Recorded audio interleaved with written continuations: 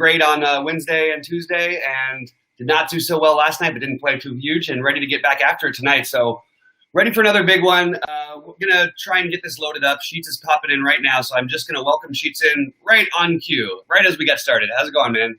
Excellent. Excellent. What's new in your world? Did our recording load? It loaded partially, and people actually got to me out of it because it kind of worked out okay. I'm just going to fix it later on, but we'll talk a little football during this one as well. We'll talk some baseball tonight. We'll get into all that stuff, man. It's a big lot of activity going on today. A lot of activity going on today. That is to say the least. How is your golf? Anything good happening in golf? No. No good in golf. The same here. I only have one lineup, but I just was not focused on golf this week. What's up, Ken Jones? We just popped in the chat. Anyway, man, I'm ready to get going if you want to talk about this slate. What would you like to do first? Baseball? Let's talk about baseball, and then we can hit on some football towards the end. I think that would probably make the most sense. Okay, so let me ask you a question. So, who's pitching a full load, right? Who needs to, who doesn't need to win? Who doesn't need to stretch these guys out? And I think that's really important for tonight's slate. No, I agree, but I don't know that it's going to be. So you got like a guy, for example. I don't want to play Kershaw that badly anyway, but take a guy like Kershaw, for example. You could certainly. I think he's a creature of habit who's more likely to get a regular pitch count than for them to try and play short on him. It just doesn't make enough sense. You know what I mean? But I don't. At the same time, he's also not the guy who I would be playing the most. And of the guys, I don't really see which ones we would have to fade because of the schedule.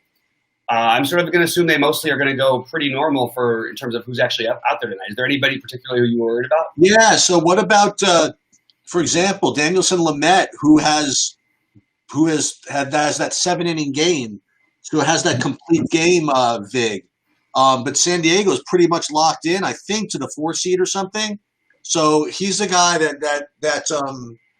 that I wasn't gonna play, I don't think, because I was a little too nervous about them not giving him a full stretch. I was gonna really just try to keep an eye on manager speak or something like that to figure that out. Mm-hmm. He was the one particular guy I was, and then Darvish the same.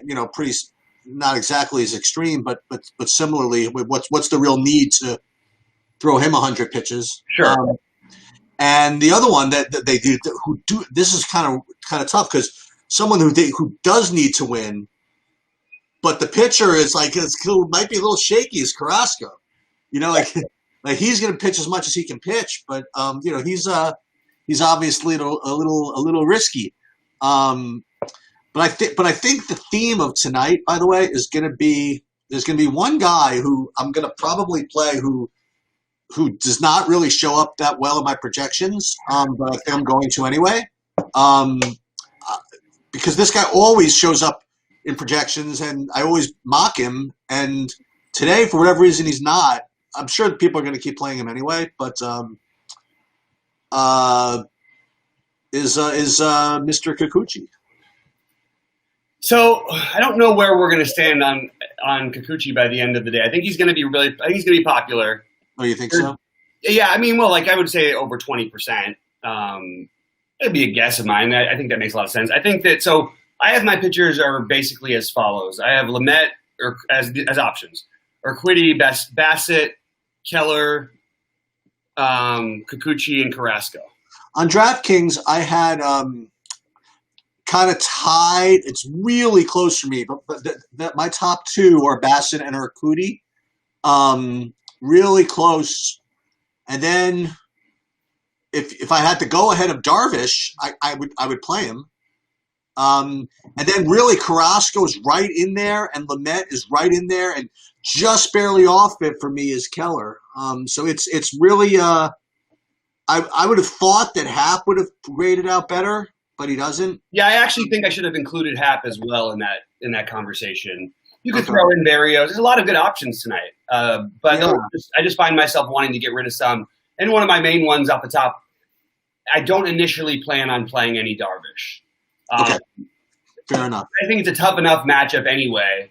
The price is so high. I actually think Carrasco's got such a so much better of a matchup and has been pretty good. And the thing about Happ is just he's kind of been dazzling lately. Like he looks like the old sharp J Happ, and like if we get that against Miami, that might be a great deal as well. So in terms of ranking them, I'm having a little trouble deciding which ones. I think I will play the Urquidy, whether it be Keller or Kikuchi together, try and spend down on, and then spend up on bats in that lineup.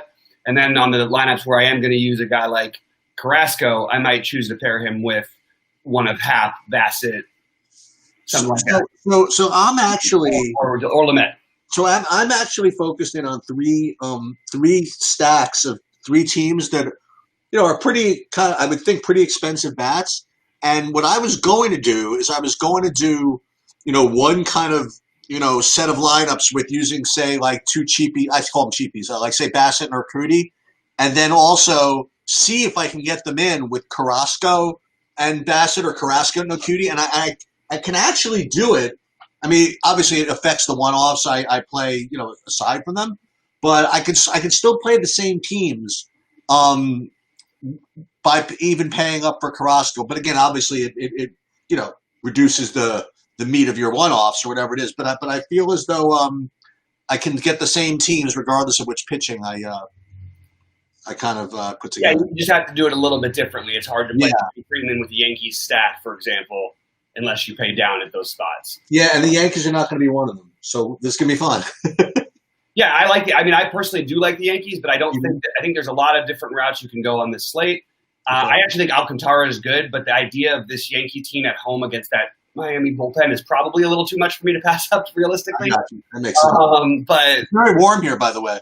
Yeah, and it's nice out there, right? It's like 70s. Yeah, it's unseasonably actually. That's awesome. So that's sort of what I'm.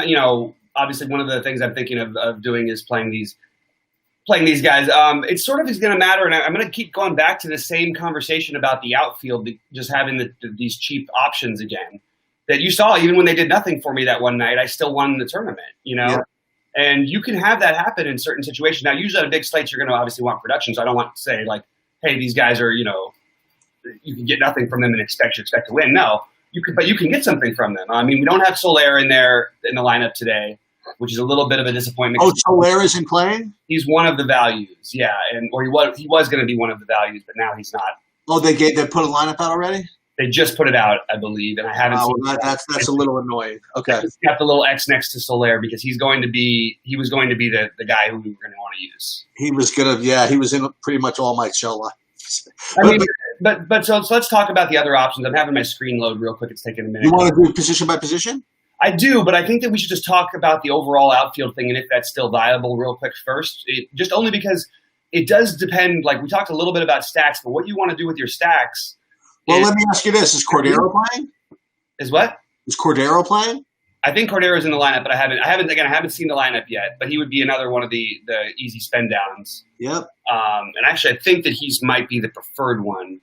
Let me just take a quick look at some things. Maybe he's not. Yeah, he is in the lineup.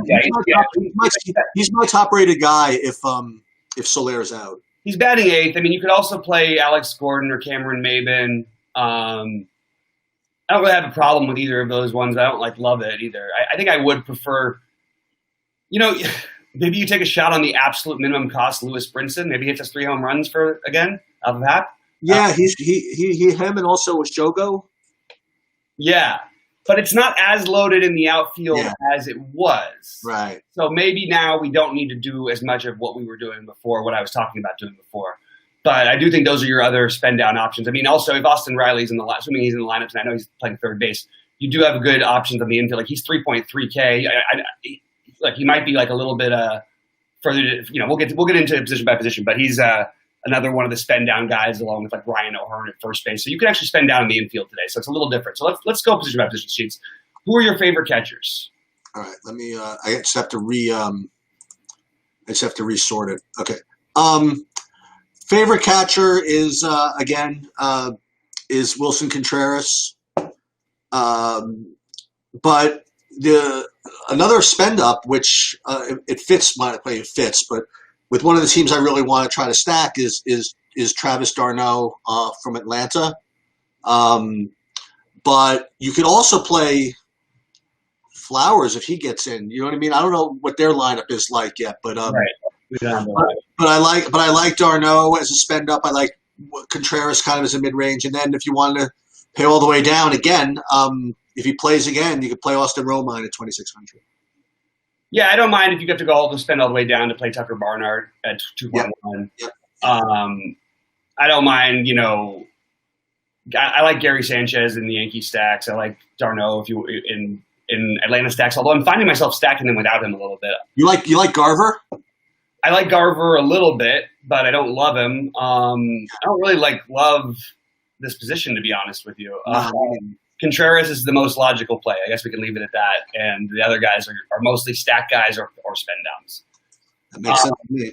He asked me, do I like Will Smith? I'm not 100% sure Will Smith is getting in the lineup tonight. I would guess that he probably – oh, no, he won't because he's only caught Kershaw once this year, so I'd be surprised if he caught him tonight. Kershaw, again, especially going into the playoffs, a creature of habit.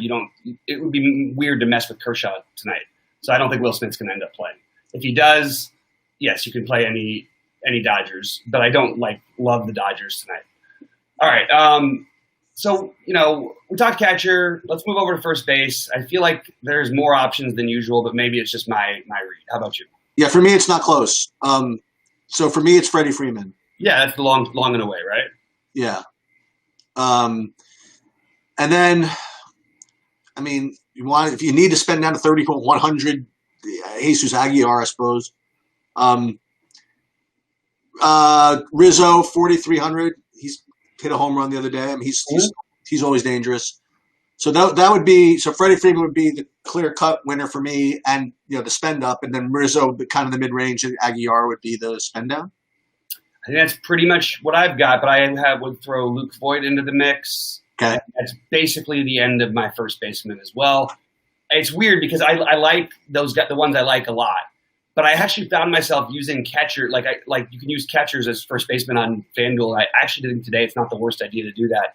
It's not that there's I said there's great options. I think there's 4 really good options, but not everybody has to hit a home run today. So taking a shot on one of these cheap guys, playing an O'Hearn maybe or an Aguilar, I could see doing it. And then on FanDuel, I have some Darno just to give it away as a little bit of a different Atlanta build. All right, second base. So second base, the two spend ups I have for you, and one kind of mid range. So if you want to first of all, you want to go really cheap. Nicky Lopez 2,100. I just don't play him.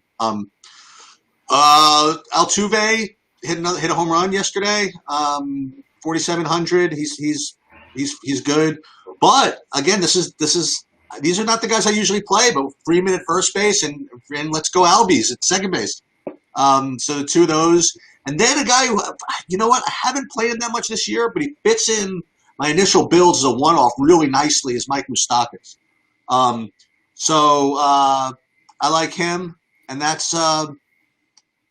And then you can, there's a lot of ways you can go, honestly. It's really close. Maybe you can hit on some guys I didn't mention. Yeah, I'm significantly going to be way, way higher on Albies than anyone else. Nice. Particularly close. Nice. And I like that Altuve is going to have all the ownership because I am more than happy to play Albies or LeMahieu in my stacks a little bit higher. Ooh, okay. And then you jump down, and the guys who stand out for me is I actually like Moustakas' middling. He's finally got a middling price, but I actually prefer him on FanDuel. He's only 2.9K on FanDuel. Yep. So I like him over there. Goodrum and Bodie are the 3.2 guys who you can play along with Solak at 3.3. Bodie or Birdie? Bodie. Okay. Birdie is what price tonight? Birdie's really cheap. Birdie's 2,400. So yeah, let's see how their lineup shakes out. Because if they move him back near the top, Birdie could end up becoming one of the priority guys to take a shot on. Okay. All right. Third base. We go third base or shortstop. Third base. Okay. Yeah, I know it should be shortstop, but it is third. It's just third base on the way I've got it set up. So my favorite play is a guy you mentioned. If he gets in the lineup, is going to be part of my Atlanta deal. It's going to be Austin Riley. I mean, you mentioned him before. He's my favorite, and then hopefully he's in the lineup.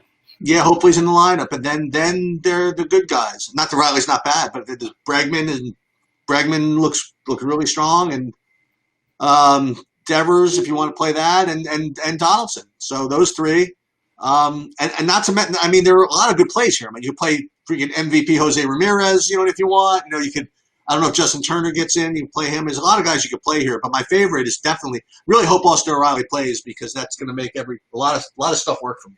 Yeah, I like Riley a ton. I really like the price on Suarez, even though he's not a guy who stood out to me. Just for that kind of power is probably worth it against Barrios. He can occasionally give up some bombs. Bregman is going to be popular, and that's fine. You can stack Houston; they're going to be really popular. I'm fine with it. They would rate as my third favorite, but because of the ownership, I have them down further. And the fact that they've been so volatile. Yeah. Again, I agree about Ramirez and I don't mind Devers, but I think that what I'm going to end up maybe doing is I'll play a little bit of in my Yankee stacks the low-owned Gio Urshela at 0.8. Okay. So that's what I think I'll be doing with my Yankee. Then with my Brave stacks, I'm going to be playing the guy we talked about already. So Austin Riley. So that's pretty much the way that I see it. Even without my Brave stacks, I think I still would consider doing that. The one real big spend down that I would just have to mention is Harold Castro's 2.2. It's not exciting, but well, you say that, but yesterday we went through these and I identified all these Detroit guys as good, and they all smashed. I mean, Detroit, they're not the worst. I mean, Castro specifically doesn't he hasn't hit a home run since, before the Orange Man was president. I don't know if he hits home runs. And it worries me to play players who don't hit home runs at a there's an opportunity cost at the third base. There's a lot of decent plays. By the way, the ultimate tournament play is Machado. I don't know why. I guess that because everyone's spending so predictably. Well, they're playing 7 innings. Oh, they are playing 7. My bad. You know what? I messed up on that one. My fault. Yeah, but anyway, otherwise it's the guys we already mentioned, I think. I don't think there's anybody else to add. We got a quick question in chat here. He says he's getting a lot of SD when I use projections. Any thoughts? No, don't play SD. Don't play San Diego. It's a short game. Don't. Do I like Cabrera, especially with Freeman out? Oh, Freeman's not in the lineup? Literally the lineup must have just come out. Oh, my God. Are you kidding? This is getting annoying. I think we're talking about Miguel Cabrera, in which case the answer off the top of my head is no, but I don't mind it. I'm curious to see we have to see how these lineups shake out, Sheets. I have a feeling we're going to see some different things than we might be expecting. Yeah, I'm not going to, I kind of wanted Freeman to play. I wanted to play these guys. Me too. We should get some pretty good value, though, depending on, in every game, if this trend sort of continues. Yeah. At first base, the question was about Cabrera. Otherwise, I don't play Cabrera anymore. I like home run hitters. It's too hard. Well, first of all, he's saying I kind of like that. He's saying Melky Cabrera. I definitely would never play Melky Cabrera. I didn't know he's still in the league. I don't even know where is he in the lineup? He must be in the lineup of some team that we didn't. This is what happens at the end of the year. You end up with teams that don't have anything to play for, and they end up just throwing in some weird stuff in their lineup. Atlanta was my top stack. I'm going to have to reconsider once seeing their lineup. I don't honestly know what team. Oh, yeah, you got Austin Riley batting 6th today. That's pretty nice. So DSF Wolfpack, yeah, I do have to look into that because your point is very well taken about Lamet. He meant Miguel. No. But he was saying about the 7-inning thing for Lamet to have that complete game thing. Yeah, but I'm just trying to correct it for John. He wasn't that talking about because that freaked me out too. I was like, where is Melky Cabrera? No, I don't like Miguel Cabrera in general. But he's if you want to play him, he's cheap. He is still actually a professional hitter. He's not even crazy cheap. He did it at a home run yesterday and 2 the day before, so maybe I should just be looking more at Miguel Cabrera. And he hit 1 before. Maybe he's heating up. Maybe it's happening for him. Maybe we should look at Miguel Cabrera a little bit. I actually like Keller, so then it didn't stand out to me initially. But maybe this little hot streak of his is worth playing at 2,900. He's actually hit 4 home runs in the last 4 games. So I will add Cabrera to my list. Thank you for pointing that one out, John. I didn't think of the spot as being so good. And now I also don't like first base nearly as much with Freeman now. So that was a good question. Shoot, you ready to jump to the outfield? Yeah, but really quick, just to finish the thought, DFS Wolfpack, that's what I kind of touched on when we first started, is this Lamet complete game vig is big. You know what I mean? If you can get any kind of sense or any coach speak or anything that says they're going to let him pitch, that's a big deal, I think. There's no reason to really, make them go too far. I mean, I think they're locked into the 4 seed, I think, or something like that. But if you do, I mean, that's something where you really have to be on top of, late breaking news and late breaking tweets and stuff like that just to see. Because if they say no pitch limits on Lamet, I think he's instantly in play in a 7-inning game. By the way, Birdie is now leading off, so we're going to make him a priority guy-ish on second base. We just got that lineup out. Lamet is the biggest bust on the slate, says Eric Johnson. Okay. Could be. It could be. Yeah, I don't think that there's anyone sitting here saying you have to play Lamet. We certainly didn't come from that standpoint. We both like him a little bit. There's plenty of other guys to like. There's plenty of other builds you can go with. I'm trying to do a spend-up build with Lamet, but I don't mind if you want to jump down instead of Lamet and play at 8,600 J-Happ. John Diaz comes in saying, "Oh my God, Buxton's batting 5th. Let's go." He's been leading off too. I know he's been finally catching on, man. I don't think I'm going to play him against Barrios much tonight. Just unless I was getting a real discount. That's the only guys in that game I was really into were discounted. Like hoping Jake Cave was getting in, but I like Buxton fine in general. I just don't think Barrios is not a guy you generally want to try and go out there to find guys to pick on. We didn't do shortstop yet. I'm sorry, not Barrios. Molly, Tyler Molly, the other side of that game. Tyler Molly, hasn't he given up the second most home runs or something like that of any pitcher like in the league or something? I think it's possible. Yeah, I think it's completely possible. First of all, I want to point out that most pitchers who get most home runs in the league are almost always the best pitchers. Right. No, I understand that. Yeah, I mean, it's Garrett Cole last year, Justin Verlander, Mike Scherzer. Tyler Molly hasn't given up a home run in his last 3 starts. Okay. He's given up, as far as I see, 4 this year. So that's not okay. I don't know. I just my. Yeah, no, I think that there's and also he pitches a tough stadium. This is actually a stadium upgrade for him pitching in Minnesota. But I'm just not looking to try and over-attack that game from a hitting perspective. I like both pitchers in general, not to play in DFS, but I like them in general. All right, so I guess the Yankees are becoming my favorite stack, but we're going to get to stacks in a minute. But let's talk about the outfield now. It's the sort of new outfield because I believe Birdie is multi-position eligible, but I think you're playing him at second base, right? You want to go to outfield before shortstop? I'm sorry. Let's go to shortstop. Yeah, because John, I'm getting there, man. Because I am still liking Minnesota, but we'll get there in a minute. You guys go ahead and do Minnesota. You can have it. Yeah, no. So my first shortstop on my list is like someone I just didn't think I was gonna get because I just don't like this team that much in this spot. But and Marcus Semien is 4,200. And then there's, I just don't think I could play Mondesi at 4,800. I just maybe I'll just bias because we played him at 2,700 just a couple weeks ago or whatever. But shortstop, beside those two, it's kind of close, man. Lindor, Bogarts, Torres. I wish I really had a strong take.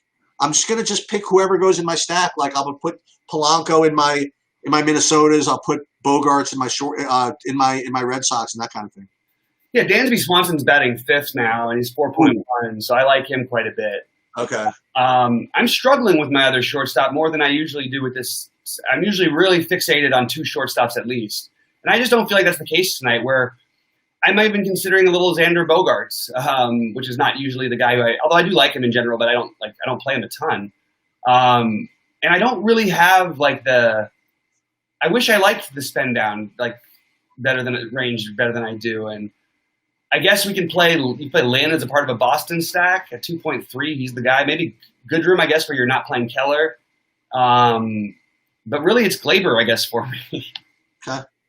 I think I just want to stick with my again. It's like you said, with my stacks a little bit, and I'm also the big guy who doesn't always fully stack everything. But if I'm playing 3 big lineups tonight, which is basically what I'm doing, I want a Yankee stack of 3 or more in 2 of those. But one will probably be 3 or 4, and one will probably be 5. Did I call the stolen base yesterday? Who was he talking about on? Did I call it on Mondesi or I did call one stolen base yesterday. I don't remember what it was. Oh, somebody off the board, I think. Oh, beautiful! I love when I get somebody off the board. So. All right. But yeah, shortstop mostly stacks, and then we're gonna have a very interesting outcome. Yeah, it was Mondesi. He had 2 yesterday. It was a great stolen base matchup. All right, so what are we gonna do with the outfield now, because now I'm starting to go, okay, where I want to get Birdie into one of my lineups, but I want to, excuse me for that, sorry. Sorry about that. It's my girlfriend ordered Postmates, so she's supposed to pick it up, but I've got my phone, so she ordered on my phone, and it's just confusing. Now they're trying to reach me. Who can we spend down on is basically what I'm going to end up doing in the outfield, other than Yankees and Braves, basically. You could spend down on Cordero. Yep. You could spend down on, like you said, Lewis Brinson. Birdie. I think Birdie's the best option. Yes, Birdie. That's probably the way I would go. You could do a Birdie Lewis Brinson mini stack. No, I actually like that. I don't think part of the reason why Happ is 15% or 10% or whatever owned he's going to be tonight is because literally 3 starts ago no one would have played him at like 6K, but now he's looked like he's thrown out some sharp stuff. But we know that he can have rough patches. It's in Yankee Stadium. It's an upgrade for these Marlins. Brinson actually hasn't played poorly that much when he's played this year. Maybe it's not the worst idea. You just double the Miami guys, and I'll tell you what, who's catching today for Miami? Which catcher do they end up going with? Because if they went with my guy, maybe you've got a nice, really, really cheap, low-owned, contrarian, whatever stack that you can play. Who? I'm trying to figure out who Miami's catcher. Miami. If it's Alfaro today, if it ends up Alfaro, which they have their lineup is out. I just don't have it in front of me. Sorry. This is important because I actually think that there's some merit to this, even though I kind of like I do like Happ as well. No, they don't have their lineup out. We just have Brinson. Oh my God, dude! Ready for this? You know who else is out? Who? Bogarts, Devers, Vasquez. So don't stack Boston, but we can probably find some good value there. Oh my God, this is brutal. Kevin Plawecki, I think, has just become in play on both sites. Is he batting cleanup today? Oh, yeah. Man, this is terrible. What is? No, it's just terrible in general. Like just the overall raw points is just going down the toilet here. No, that's awesome. Okay. Well, that's like a sheet stack. That's right. It's like a sheet stack. It should basically, yeah, but also it should lead us to probably wanting to play more of these pitchers that I wasn't going to pay up for to try and get some bats in. Maybe we don't need to do that. So I'm actually a little bit excited about this new development. Yeah, they're all tanking. I mean, not tanking. They're all resting everybody, it looks like. Yeah, I mean, this is what happens at the end of the year. And then just see them spot in this. It's interesting. I'm gonna have to edit some lineups after this. Let's put it that way. But yeah, it's hard, guys, to get. I'm actually glad we're doing the show when we are, because we wouldn't have had any of this information, and now we have completely different value than what we originally thought we were going to have. I'm looking at Boston's. You got Christian Arroyo at 2.7 at second base, also along with Birdie. That's a kind of a crazy price for a team that's supposed to score only 4.3 runs, but still. I mean, am I missing? Should we maybe be considering Kyle Wright all of a sudden? Who? The pitcher for Atlanta, Kyle Wright. I mean, pitcher? He's been awesome his last 2 starts, and they just basically put out the D- lineup against him. Is he a better play? He might be a better play than the guy who's going to be the chalk in what's his name in Seattle, Kikuchi. Huh? I don't know. You got Urquidy pitching against like the worst team in the history of baseball. Urquidy didn't strike out. He only had 1 game where he struck out more than 2 batters. So no, that's the thing. He doesn't really strike out. But you know what? But the other guy doesn't strike anybody out either. Is Keller? Yeah, I know, but he's got his matchup is really good. They're both awesome matchups, obviously, both of those. Kyle Wright might be in play here, guys. I'm just going to tell you, against them at Washington at the Mets, his last 2 starts, in 12 innings, 6 innings each time, 12 and a third. He struck out 10. He put up 29 in his last game. He only allowed 1 hit through 6 innings. This is a garbage lineup that he's facing. He's not the highest strikeout guy in the world, but he's not the lowest. I think he's got talent. I think he's kind of interesting, guys. I really do. I think Kyle Wright is going to be one of my plays now. It's bold, maybe too bold for this slate, but I could easily see him having a dominant game against this just garbage lineup that's out there. All right. Any other value that we missed, Sheets? We're going to talk about NFL in a second. Sorry, Obed. We'll get to NFL in just a minute. Chad Wallach is now catching for Miami. Thanks for the info, Nathan. Sorry, the lineups are all coming out while we're on air, so it's a little bit tricky to keep up with all of them. Sheets, real quick, do you want to revisit any stacks? I guess that what I would say real quick before about my stacks, I still like the same teams. I like the Yankees. I like the Braves still, but I don't like them as much as I did. I still like them though. And I like Houston. I just don't like the ownership. So I think I'm just going to just forgo Houston for the most part. And basically, it's going to be a lot of combos of Yankees Braves for me with some of these cheap one-offs that we talked about. Yeah, I liked Atlanta for the best. And then it was between, given ownership and everything, it was going to be between Boston and Minnesota. You don't like Minnesota, but Boston, they lost other guys. I'm not playing them. I think Atlanta's kind of, even with Freeman out again, I think the trade-off getting Riley in for Freeman, I think I'll live with it. And then I could, I'm not going to give everything away, but like the meat of the order looks really, really good with the exception of there being no Freeman, So, and Birdie makes a lot of, the absence of Soler is fine because Birdie you could put in that spot over there. I still think Atlanta's going to be my favorite stack. Yeah, in a funny way, because you have Riley. The problem is you were going to get Riley at low ownership. You won't get Riley at low ownership anymore. Tyler Flowers is an interesting way to go different with that stack. See, now it does make it a little bit harder because part of what Freeman does is forces a different sort of condensed part of the stack. Now we've got, 3 outfielders that we really like from one team, which makes this lineup build a little bit weird. But I guess you could play Birdie at second. We talked about Christian Arroyo. You could also play at second. You could play the incredibly cheap Harold Castro at third for 20 whatever hundred. You could play Miguel Cabrera at first base, as was pointed out to me, for 2,900. So that's the thing. Look, Bassett's a good. So everybody who keeps saying these guys are locks, let's not do any lock talk. I think it's the dumbest. It's what lazy DFS touts do, and they say lock this, and they say it about 75 different guys, and it's just all craziness. All right, but the Bassett thing is, I do think Bassett's in play. I don't like him as much as some of the other guys, but I do think that you're deciding between Bassett, Urquidy, Keller, and Kikuchi and Wright as your spend downs to me, and then you're playing Carrasco and Happ or Lamet as your pay ups. That's what it is. And by the way, Eric, don't be smug when someone says something about ERA. Don't do that. This is the worst. This is the thing we don't want to do. We don't want to be like these other sites where they treat things like, what's funny? All these advanced stats, where they all derive from? Things like ERA. Sierra, there wouldn't be a Sierra without ERA. Like, let's not get crazy and not make it like, oh, we can't say ERA or batting average, or we can't say how many home runs somebody's hit. No, we can say regular baseball stats too. This BS over, the top. There's what I heard. You know what I heard today was actually pretty. Don't ever be sorry. I'm not giving you a hard time. I'm more like using it as an opportunity to tease the industry. Please don't ever be sorry to me, man. I'm not trying to give you a hard time. I am trying to give the industry as a whole a hard time because they get people thinking like this. Please don't apologize. Anyway, Sheets, go ahead. I heard a couple of interesting things about Kikuchi today. Again, I haven't verified it, but apparently of like all the pitchers, he year over year has probably one of the highest increases in velocity year over year of everybody.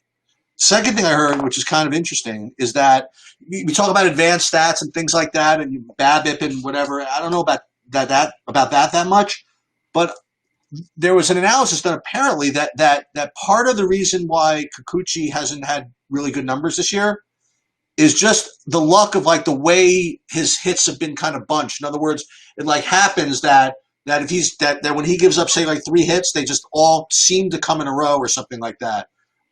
In a really kind of an overwhelmingly egregious manner. So I don't know how quite to describe it, but he's just kind of unlucky at the way people kind of put hits one on top of the other, so it increases his stats a little bit more than they should be. So I'm just kind of presuming that's why the projections might not be as strong on him going in. You know what I mean? But I would definitely play him as much as Urquidy. Yeah.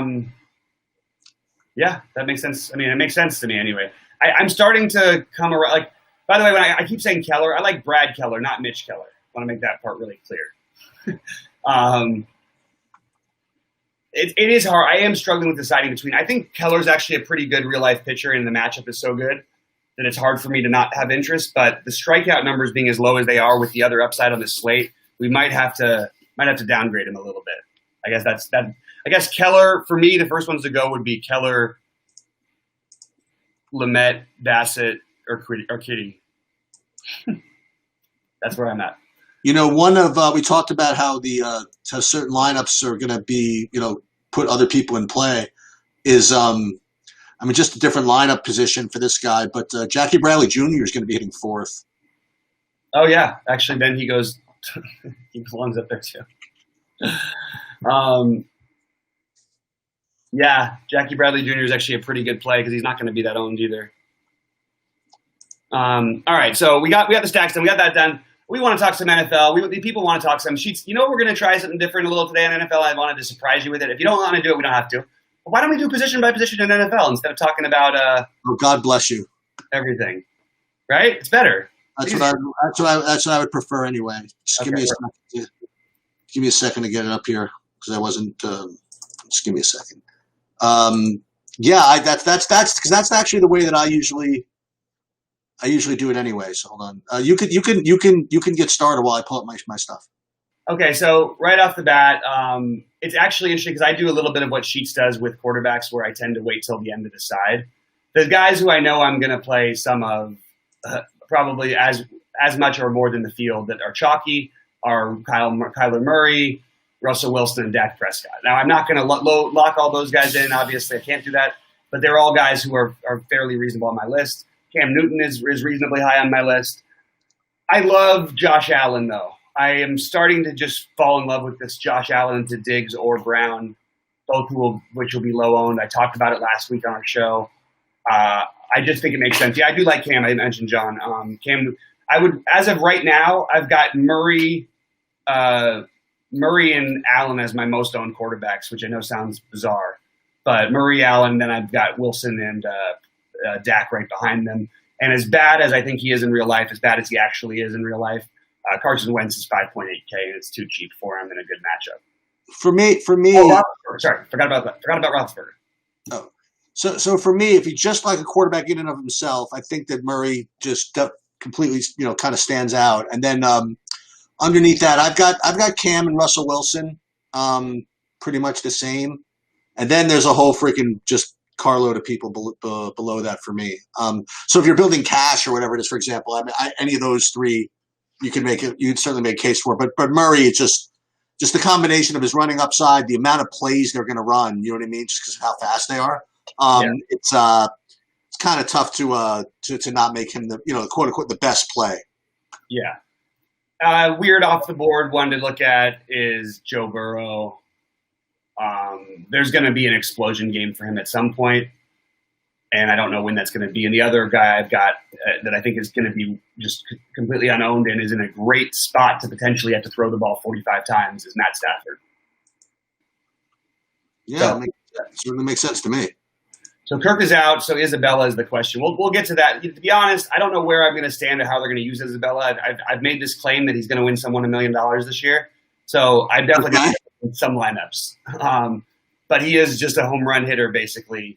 But with Kirk out, I'll run my projections, and we'll get to that when we get to wide receiver in a minute, because it's going to be an interesting situation. You want to go to running back? Running back. You can start it off. So running back, the chalky play, the best projection play, the best optimizer play is going to be Miles Sanders. And if you're playing cash games, that's what I would start with. Running back, but in GPPs, I mean, he's going to be 25% plus owned. There's just guys that are just close enough that I prefer. Other kind of chalky guys that are fine are Jonathan Taylor and Ezekiel Elliott. And Derrick Henry. But let me suggest a guy who's just about the same as far as I'm concerned, and he's about 5-6% owned, is Josh Jacobs. I'm really going to be playing a lot of him, I think, in GPPs. I think that I think it's a good game environment. Honestly, I mean, I think it's just kind of a different situation with New England this year. I don't know. I just think that I don't know. I think this game's going to be much faster, and I think that Josh Jacobs is in a good spot. And I know New England's good, but you can't have everything going your way. Otherwise, you'd be 20% owned, right? So I do like Josh Jacobs quite a bit. And two other kind of off the boardish type plays. Again, not the greatest matchup, which is why it's not that easy. Is Dalvin Cook and Melvin Gordon. And you can talk about James Carter, by the way. No, I mean, and there's a lot. I mean, like we said, there's a lot of guys to like at running backs this week. I just really quickly wanted to mention that I think that I had one other off the board quarterback that I was using a little bit of, or two other ones, Trubisky and these are like 2% guys. Trubisky and Nick Mullins are my other really get weird with it plays. But all right, let's go back to it. Let me get back to the running back. Sorry, I was looking at my quarterbacks for a second. I like a lot of off-the-board running backs. I like the guy you just talked about. Right now, in terms of ownership, I've got Miles. I'm going to be below the field on Miles Sanders, but he still might end up being near my highest owned running back. So I'm going to try and get a little less of him. Zeke makes a ton of sense. He's going to be really popular too. I like Derrick Henry, who will also be popular. I like Jerick McKinnon, who will only be mildly popular. And then I like a lot of guys who are not going to be popular. I love Austin Eckler. I love James Conner. I love Tariq Cohen as a really weird play, but I'm liking it more and more because of what pass catching backs can do to Atlanta. I'm going below the field on Kenyon Drake, even though I like him just because I have to get weird some places.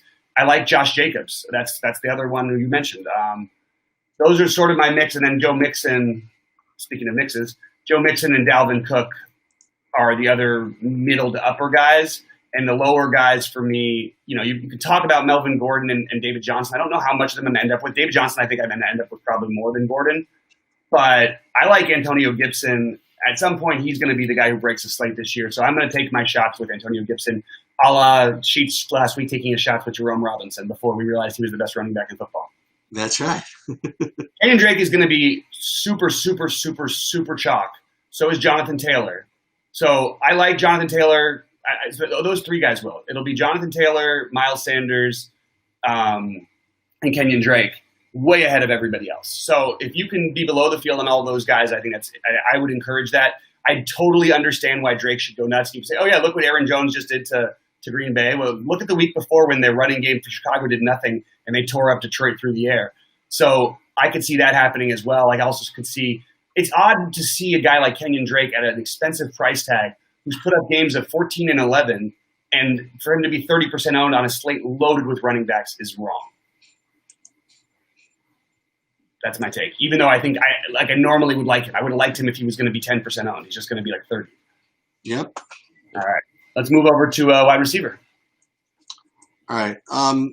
Just overall in general, I mean, you don't want to GPPs play chalky wide receivers, but some of these are just really tough, man. I mean, when was Christian Kirk announced? For anybody in chat, by the way, when was Christian Kirk announced out? Because I don't have him out anywhere. I don't have him out anywhere. So I'm not trusting anybody saying that Christian Kirk is out unless I see it written. If you guys want to post that or let us know. Let us know. But I don't have any. I don't have that anywhere. I mean, so with that said, I mean, for me, there are two wide receivers that kind of lay over the field here. Okay, I guess it was today. What? I guess Christian Kirk was announced out today. But I don't. I mean, it's weird. I'm looking at the player pool here, and he's still in all the player pools. I don't get it. All right. So Larry Fitz season, I guess. But we'll talk about that later. Oh man. So as good of a play as he was already, DeAndre Hopkins is just I don't know if anybody's ever caught 20 balls in a game. Yeah, that's happened. What's that? Oh yeah, it's happened. Yeah, wide receivers have caught 20 balls. Oh yeah. Calvin Johnson, I think, caught 23 or 24, maybe. All right. Well, can happen again this week. So DeAndre Hopkins is just tremendous play. Now he was already the number one option by a lot. Now he's even more the number one option by a lot. And be a zillion plays, and they're going to target him, and they try to shadow him. It's not going to make a difference. Then he'll just run 6-yard outs, and you know what I mean. And they'll just rack up points that way. But just as good as far as I'm concerned in this and the little different game environment is Tyler Lockett. I like him a lot at 6,400. Again, this is not going to be anything earth-shattering. I'm sure he'll get double-digit ownership at least, but definitely like him. And then after that, man, it's just, there's just a whole wall of people, and you got to make your ownership decisions. Like how owned is Kenny Galladay going to be, for example? I mean, I don't know. If he's like 5%, let's go with him. Allen Robinson, tremendous play. I think at that price. How owned is he going to be? I don't know. Deontay Johnson, tremendous play. How owned is he going to be? So you got to really watch your ownership projections and all this stuff. So I'll give you two guys again that are kind of lower owned. Well, I guess three. Terry McLaurin, although I don't believe he's going to be low owned. Just look at what I'm seeing now. Chris Godwin and Darius Slay. Yeah, I can get behind a lot of those guys. The question in here in chat. So Kirk is out. I think you want to get some exposure to Isabella, but not a ton. I would like to get a little bit of exposure to Fitz, but really, I mean, you kind of nailed it a little bit. Like the simple and the long and short simple answer is basically that we're going to play DeAndre Hopkins if we can. I would like to play a tight end in this game for them, but I just don't know who or what it would be. It just feels like a spot where you should be trying to find other means of quarterback work, and it probably is going to give Drake a little bit of a boost more. Maybe playing a little bit out of the back, maybe catching the ball out of the backfield. Overall, I think that all the Cowboys make sense, and I will be with the field on all the Cowboys and the Seattle receivers. I'm going to be 15 to 20 some odd percent on basically all those guys. I know it's not exciting. I've given you a million different hot takes on other guys I like, and I'll give you some more, but that's my overall thing. You keep saying, people ask Metcalf or Lockett. I prefer Metcalf. Lockett's probably safer. They're both, Sheets likes Lockett better. They're both good plays that are going to project almost exactly the same, right? Like we're really like not talking about a big difference between the two of them, right? I agree with that. And I don't think we should be treating it like it's different. Just Tyler Lockett will be a little bit higher owned. That's basically, but even that, barely. I love Stephon Diggs. I love, not together, John Brown. But I actually don't think it's the worst thing in the world to play them together. We haven't seen them play like a real football game yet, like against a real football team. And they have shown nothing but just the wanting to just throw the ball out as far as they can, as often as they can. They've got these tools to give Josh Allen over there. So in my Josh Allen lineups, you're going to have obviously one of those two or both in all of those lineups.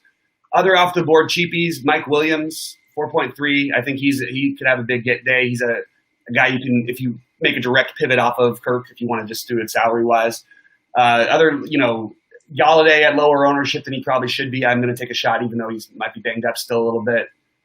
I'm spread out pretty much at wide receiver. I like Deontay Johnson and Juju a lot. I really like. I agreed with what you said about Pittsburgh earlier. I like all parts of this Pittsburgh team. I just worry about the other teams being able to keep up with them. Pittsburgh might be the best team in the AFC, and I think teams are going to have a hard time. I mean, we're going to be right. Okay, they're closer to KC than people think because their defense has been awesome. Maybe it's not as awesome as it's looked, but it's looked good. It's more spread for me. I don't mind a little bit of Odell Beckham, a little bit of Will Fuller where I'm playing those Pittsburgh stacks. I like Julio and Ridley about the same this week. What's weird is Julio at cheaper price and not getting a ton of ownership and sort of feels like, we got to play a little bit of Julio. So Damiere Byrd is another really cheap off the board one. And then you've got the two Tampa Bay guys who are going to have low ownership. That's pretty much a lot where my ownership is this week. Yep. All right. Favorite game stack. So you did this one earlier to me. So favorite off the board game stack. You want to do tight end? Oh, my bad. Yeah. I guess we should talk about tight end and defense too. I guess that you have to get all the positions. All right. Let's talk about some tight ends. Yeah. The best play is Darren Waller. He's awesome. He just is. I mean, he's basically a wide receiver and, people didn't play him all that much this past week because of the supposed how strong the Saints were against tight ends. Saw how that ended up. So he's basically an elite play at really, relative to some of these other prices, he's really not that bad. So he's going to be owned, and you don't always have to spend up for tight end. But if you think about it just as another wide receiver, I think you can justify it pretty easily. But if you don't want to do that, there are a lot of other things you could do. I'll give my two favorites.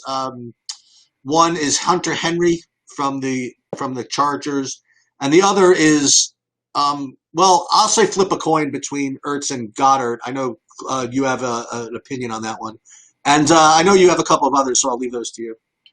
Yeah, I real quick want to mention because Jamie brought it up. Jamie Campbell brought it up in chat. Do I still like T.Y. Hilton? I do like T.Y. Hilton. I forgot to mention him at wide receiver. He is a guy who I actually have a lot of interest in. I think there's a lot of volatility with him, but there's so much upside, and you're not going to get a better point per dollar upside. Like, it's funny because T.Y. Hilton is $200 more than Deontay Johnson, who I like also. But like, T.Y. Hilton could be the highest scoring receiver, and it wouldn't even surprise me the slightest bit. So. All right, that's where I am. Tight ends. Look, I just want to say one thing about the Waller thing. On every single thing I've watched, and I've watched both Raider games and all my friends and everything. It's not like an accident. It's not coincidental that he's doing this. He's a phenomenal athlete. He's their most important offensive player, other than Jacobs. I guess Jacobs overall probably is. Which leads me over to my number one thing, because this thing with Belichick and the narrative about him taking away the best player, that's not just a narrative for no reason. That's a real narrative. So I think one of Waller, but by the way, this speaks to your Jacobs argument, though. I think what you do is you just make sure you set a rule where you, outside of a game stack, you can't play Waller and Jacobs in the same lineup, where normally I would have no problem with it because the usage is so strong. But I just don't see Belichick trying to let them do that. I think he tries to take away one of those things. That's just me. I can't argue that. I mean, that makes a lot of sense. Yeah. So that's the only thing keeping me off of, like, why don't I just play Darren Waller and forget about everyone else? But the other reasons why are I love Dallas Goedert. I think he's becoming the better receiver, the two between he and Ertz. He's been targeted more. I know he only had 4 catches last week, but he did have 8 targets still. I think you're going to see him. They're going to run 2 and 3 tight end sets more and more in Philly. You're going to see him out there running as many routes as any other tight end. So forget them. It's not like they're on a timeshare with him and Ertz. People have to remember that. They should be treated as 2 wide receivers. And I like Dallas Goedert a lot here. I think we'd be crazy. I mean, we'd be crazy not to have some Logan Thomas, because the problem is he's going to be so high owned. But Cleveland doesn't guard the middle of the field at all. Haskins doesn't know what to do with the pass rush, which Cleveland has. He's gonna funnel everything to Logan Thomas, in my opinion. And I think Logan Thomas is going to have near double-digit targets every week. Jordan Reed, after what he just did, being low-owned against a Giants team that also doesn't cover the middle of the field, has to be interesting to us. I mean, we have to be well ahead of the field on Jordan Reed, just even as a speculation thing in case it keeps going. I understand George Kittle's back. I understand how this works. But when guys are injured enough to miss a National Football League game and then come back to play, yes, he's probably going to have his normal role. I think Jordan Reed is a weird off-the-board. And also, they can play both he and Kittle, because Kittle's like the best run-blocking tight end in history. So Jordan Reed could still succeed, even if Kittle's in the lineup. Anyway, Jonnu Smith, Chris Herndon, Tyler Higbee, Dalton Schultz, Evan Ingram, Zach Ertz. Those are the other guys, but they're all in like the 2 to 5% range for me. Yep. All right. How about, again, we don't love defenses in general. It's not the most fun thing to talk about, but there's some pretty good value defenses out there this week, which is obviously what we're always going to try to do, right, if we can. And then there's a couple defenses maybe you want to take a shot on and see if you can get a defensive touchdown or two. I do like Jonnu Smith. I have him about 10% John Diaz to answer that question. Sheets, is there a defense that you're going to make more of a priority? No, but this is what I would like to advise on defenses. So one thing that people have done, okay, is they like to pair running backs with defenses, okay? And I'm not 100% sure of this, but I don't think that, let's just say that the correlation there is as strong as people would actually just have you believe, It makes, like, sense, you know what I mean? Like, because if you're holding the other team to not that many points, it's because you have the lead and you're trying to, quote-unquote, run the game out. But I just think it's just not quite as strong as there is. So if teams like the Eagles, for example, get like a lot of ownership because people are just going to just quote unquote pair Sanders with the defense, I think that Philly could be like an interesting fade for as far as defenses go. And likewise, if people actually Chubb is not going to be that popular or whatever it is, but you get the idea. Like take Indianapolis, for example. Taylor is going to be, pretty high owned. That probably for good reason. He's probably going to get 200 yards. Okay, but so a lot of people that put in a whole bunch of lineups are going to script it in that way, and you're going to get like a lot of artificial, you know what I mean, like ownership on the Colts also. So maybe fading those types of teams might be worth doing because in GPPs, like in the Millie Maker, you know what defenses always see. It's just somebody to get some freaking random pick six, right? And they end up like 15, 16 points. It's so you want a team, I don't know, you want a game environment where the ball's flying around a little bit, I don't know. I guess that's the only thing that's my only opinion on the defense is maybe fade the defense associated with the chalkier running backs. Yeah, I mean, there's times where I think when we had Jameis playing, it was obviously smart to take defenses against them. A little bit in that same vein, I sort of like the Jets because I think the Jets, Philip Rivers will turn the ball over. He's willing to take some shots, I like that. I like that. All over. So you have the minimum cost Jets on that side. And the weirdest part is you could totally play this. You could stack Indianapolis if you wanted to and play the Jets against them. That's what we used to do with the Chargers is play their defense because they would force turnovers, play the defense against them and do it both. And we don't care if it's in our stacks, whatever. We don't care how we do it because there's going to be turnovers happening. And pick sixes are not entirely random, in my opinion. So, like to point out, in general, you don't play defenses against Aaron Rodgers ever. Aaron Rodgers has played however many hundreds of games, and he's thrown 2 pick sixes in his whole career. Whereas we had a starter one year, in Matt Schaub, who I believe led the league in passing the year before, who the first 8 games of the season had a minimum of 1 return. He had 10 pick sixes in 8 games. So when you have situations like that, and while, yes, there's some flukiness to each, but when you add it up, guys who take chances and then their teams are forced to throw a lot when they're coming back, that's the teams you usually want to try and be getting. And the Eagles are going to be super popular. I get it. But I agree with your idea, even though I don't know. I'll tell you what. I have an idea for you. So you know who whatchamacallit? When quarterbacks get or teams get really nervous, when things are just operating like too fast, when they feel like they're being rushed, when they can't really keep up and they get really nervous and whatever. How about taking like the Arizona defense? You know what I mean? Right. How about just to have a big up-paced matchup? Detroit falls a little bit behind. They get this high-paced game, and maybe Detroit's just not built for that. And Stafford gets loose and throws a couple of bad balls. I like that call. I think it's a good idea. Actually, I'm going to throw them in there as one of my. The thing with my defense is though, when I do a build, I want just to show you. I ask for 60% of my probability. I want variance on my defenses. You don't need, like you said, you made a lot of good points. While we should focus on certain things, we really should overall want some randomness in tournaments. All right, we're going to get out of here, guys. Enter any QQs. Please give us the thumbs up, and tell your friends because we want to keep doing these shows for free. We want to, and again, you should probably check out BetQL too. These guys are absolute fires when it comes to NBA, MLB, and NFL bets. We've got a week coming up, so promo code BobbyFi for 20% off everything. Let's see. I think I don't want to do these shows for free. You want to do them for free? I don't want. Well, no, we're doing them for free. I said, but while we're doing them for free, come and join us.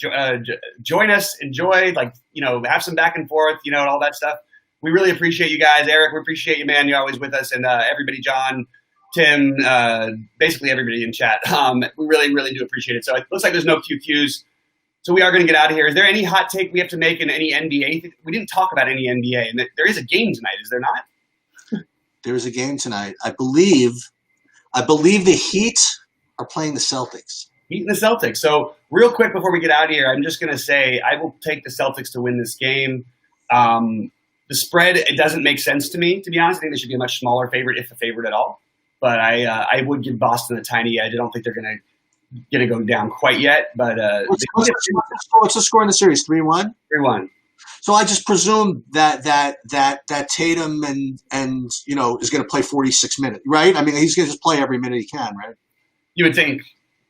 Yeah, I mean, if my first start would be if I was building. Just get Gasol. What's that? You know what they have?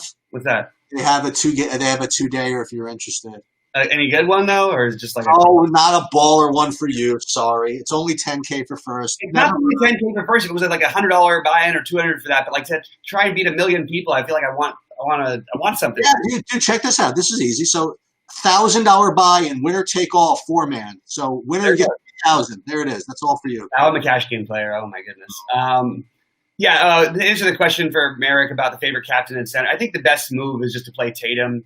All of these guys are going to play more minutes than they're, and I would just load up on the Celtics, who they're all going to play a ton of minutes. They're all going to put up good production. But Tatum and Jalen would be my favorite too. I got one for you. So you guys should probably know what I'm going to say right now. So I have one guy I'm playing zero of. What? In the showdown tonight. Who is it? It's going to be Tyler Hero. Okay, I'm just going to say something about Tyler Hero real quick. So this is going to sound like blasphemous, but hear me out, okay? There's a chance Tyler Hero is the best player in this draft. I really think this guy's going to lead the league in scoring. You look at what his team says about him, and it's almost universally thought by everyone. It's almost like if you watch them play, I'm sorry, look, Jimmy Butler is the best all-around player because he's a defensive wizard. But their best player has been Tyler Hero, and it's not like it just happened last game week because he scored 37. It's been ever since the playoffs started, he's been the most consistent, even more consistent than Dragic. And I'm telling you, this kid's got an incredible future. Regardless of tonight, I'm just saying. This is what we're going to do. He's not going to be better than Ja Morant. He's not going to be better than Zion. I mean, that'd be crazy. No, we're going to do it for the people. Right there with those guys someday. I'm not kidding. This kid can really play. He can score. Listen, we're going to do this for the people because yesterday, for those of you who weren't paying attention, we did a little NFL showdown, and I basically gave the nut lineup out as I was making it. Oh, you did. That's right. Did. And so what we're going to do today is we're going to build one, and we're going to go do the same thing that I wanted to do yesterday. Actually, not exactly. So, Bobby, who's your favorite guy who's like not like a top scorer on the team? In the basketball games tonight? Yeah. I don't like any of them. Okay, no. I'm waiting for a big pivot to be made that can give me some options. I think that the answer might be Wanamaker. You think Wanamaker's going to have a good game? No, but I think that he is I don't think he's going to have good. I don't think any of these guys are going to have good games. But that's pretty much baked in. I would just fade the Miami parts of it because they're not going to all of a sudden try to do something completely different out of the blue. What is interesting is Iguodala's minutes. So he played 27 minutes in the last game out of after playing 7 in back-to-back games.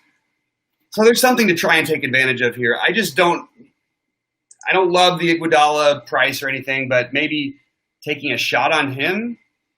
I love Duncan Robinson, but he's not going to be off the board. No, but what is going to be off the board is this. So what we're going to do is we're going to put Iguodala in the captain, and then we're going to play Tatum, Adebayo, Butler, Jaylen Brown, and Duncan Robinson, and leave 4,800 leave 1,400 on the table. How does that work, though? Because okay, I don't know. But right, you know what? It's free because I used crowns to pay for it. All right, there it is. Boom. All right, let's maybe I'll throw a similar type of thing in there. I don't really like any of these other guys, man. It's really nerve-wracking. And there's guys who are not projected to play minutes tonight that might play minutes. And hey, did none get in the other day or no? I don't think so. Okay. I can't imagine how he could have with all those minutes that Iguodala played. Okay. He's projected for 1 minute. For 1 minute? I mean, but he is. So think about it, though. It's 3-1. Let's say Boston goes up 20 points or goes up 10, 15 early.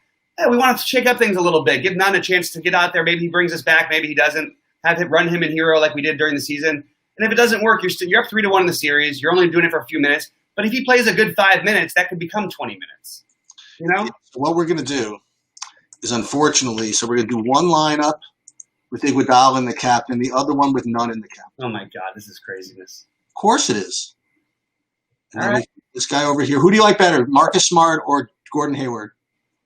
Just raw points. Raw points would probably be it feels weird. It feels wrong to say Smart, but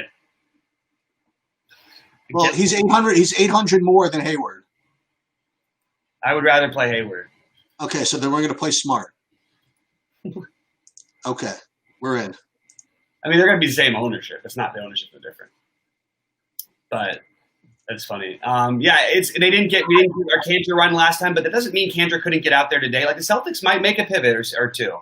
So I just don't know who that's really. They're going to play more Wanamaker. I mean, Wanamaker's the most likely, but I just think you're going to see an extremely condensed rotation. Extremely.